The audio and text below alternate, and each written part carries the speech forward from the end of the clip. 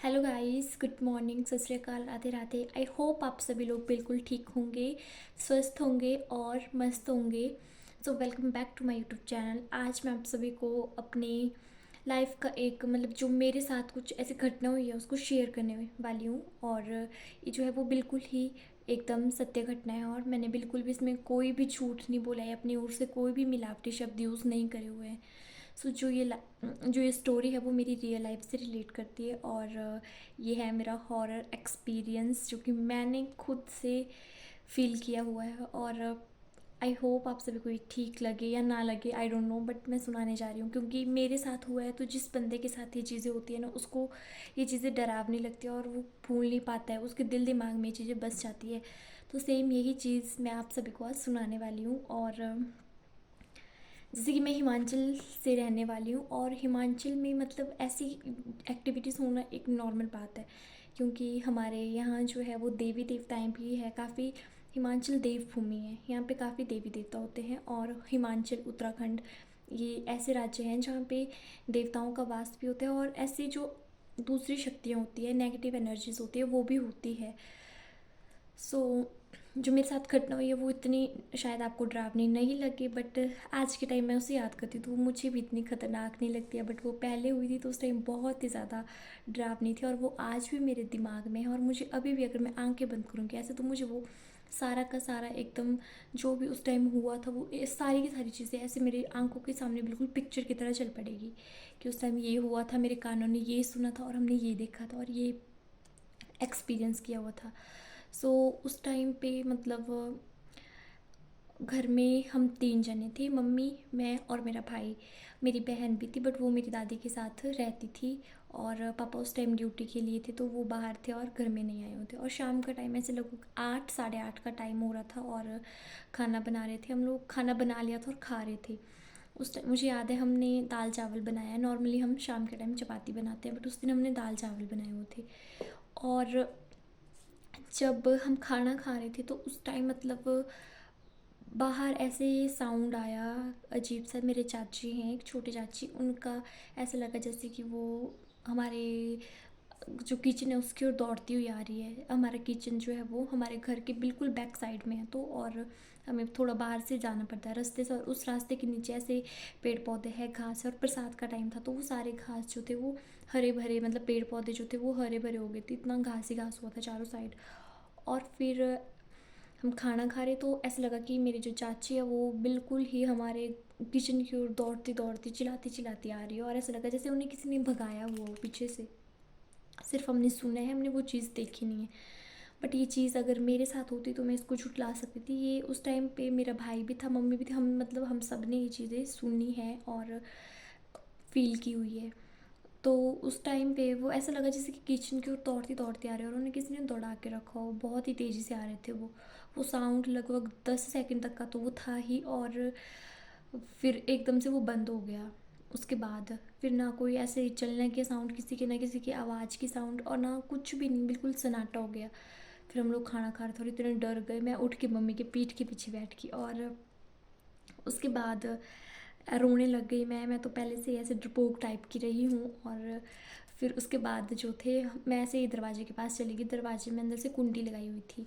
फिर मैं गई, मैं दरवाज़ा खोलने लगी। मैंने बोला आंटी को बाहर कुछ हो गया, आप चल क्यों नहीं रहे हो, देखो। मम्मी ने बोला चुप हो जा, वो शांत हो गया, वो बाहर ऐसा कुछ भी हो सकता है, बाहर मत जा। फिर मैंने बोला चलो चलो चलो, मैंने ज़िद्द कर दी। फिर मम्मी ने लिया, गुस्से में एक तमाचा मार दिया ज़ोर से कि तुझे एक बार बोल के समझ नहीं आ रहा है कि हम मना करें कि बाहर नहीं जाना है तो तू ज़बरदस्ती क्यों कर रही है। फिर मेरा ध्यान उस आंटी की ओर चला गया और मैं भूल गई कि हाँ, कि मुझे बाहर भी जाना था। फिर उसके बाद खाना खुना खाया हमने। थोड़ी देर बाद बर्तन वगैरह साफ़ सफाई करके ऐसे 9 साढ़े 9 बजे हम चल पड़े अपने रूम की ओर। मैंने बोला जैसे हमें बाहर से जाना पड़ता है, आंगन से थोड़ा सा रास्ता है, 10 सेकंड लगते हैं वहाँ तक जाने के लिए रूम में, और बाहर का रास्ता है। तो हम ताला दे रहे थे, जैसे किचन में ताला लगा रहे थे, ताला लगा ही लिया था। मेरे हाथ में पानी का लोटा था, भाई शायद उसने फ़ोन पकड़ा था या क्या किया था, या वो ताला लगा रहे थे हम। फिर उसके बाद जैसे ही हम लोगों ने ताला लगा दिया, जो हमारा किचन का छत था, पुराने टाइम में जो हमारे ऐसे घर होते हैं हिमाचलों में, जो पहाड़ी एरियाज़ में जो घर होते हैं उनकी जो छत होती है वैसे उनमें छत नहीं बड़ी होती है, सीमेंट रेत का छत नहीं होता है, लकड़ी के छत होते थे और उनके ऊपर से चक्के पड़े होते, तो ऐसा लगा जैसे कि उस छत के ऊपर किसी ने कुछ फेंका हो, मतलब ज़ोर से उसके ऊपर जो भी सामान था, लकड़ियाँ वगैरह जो भी रखी हुई थी, वो बिल्कुल तड़ातड़ करके नीचे गिर गई, एकदम ऐसे साउंड जैसा आ रहा था। और फिर वो ऐसा लगा कि पता नहीं किसी ने उसके ऊपर क्या फेंका है, सारी की सारी चीज़ें ऐसे नीचे गिर गई और वो साउंड इतने ज़ोर का था। हमने फटाफट दरवाज़ा खोला और वापस से हम लोग अंदर चले गए, बाहर नहीं गए क्योंकि हमसे उस दिन जाया ही नहीं गया। फिर हमने क्या किया, खिड़की के पास खड़े हो हम और ज़ोर ज़ोर से आवाज़ डालने लगे अपने दादी को कि हमें लेने के लिए आ जाओ किचन में। तो करके वो आए थे, थोड़ी देर बाद फिर हम उनके साथ गए और फिर हमने पूछा उनसे कि ऐसे ऐसे क्यों चिल्ला रही थी आंटी और उन्हें क्या हुआ था और वो हमारे किचन क्यों आ रहे थे। तो उन्होंने बोला कि ऐसा कुछ भी नहीं था और वो साउंड उनको नहीं सुनाई दिया गया था, जबकि वो इतने ज़ोर से चिल्ला रहे थे। फिर उसके बाद मम्मी और मैं, मेरा भाई, हमने आंटी को पूछा कि आप आए थे। आंटी ने बिल्कुल ही मना कर दिया कि मैं नहीं आई थी और मैं पढ़ा रही थी अपने बच्चों को।